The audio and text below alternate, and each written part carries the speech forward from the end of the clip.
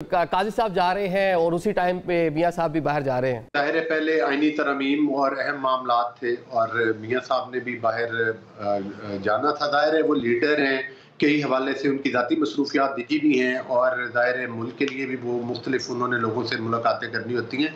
पिछले दिनों चाइना भी गए और भी गए, तो वो तो कोई तज्जुब वाली बात नहीं। दूसरी गुजारिश ये है कि जिस तरह से ये कह रहे हैं, देखिए इनका तो एक ही काम है, ये कहते हैं कि हमारी मर्जी के फैसले हों, हमारी मर्जी का जज हो, हमारी मर्जी की तरमीम हो। कल तक तो ये जिस मौलाना साहब को गालियां दिया करते थे, फिर इन्होंने जिस तरह से उसकी चौखट के ऊपर और दरवाजे के ऊपर चक्कर लगाए, और फिर जब आपने देखा कि फाइनली इन्होंने कहा जी कि पहले तो इन्होंने कहा कि ठीक है उनके साथ डिस्कस भी करते, जिस पार्लियामेंट्री कमेटी में ये खुद बैठे भी रहे कौमी असम्बली के अंदर, उसमें भी इन्होंने अपनी कोई इनपुट नहीं दी और जनाब उधर से मतलब है कि बैठ के सिर्फ बातें सुनी और अपनी कोई तजावीज जो थी वो उसके अंदर ऐड नहीं की।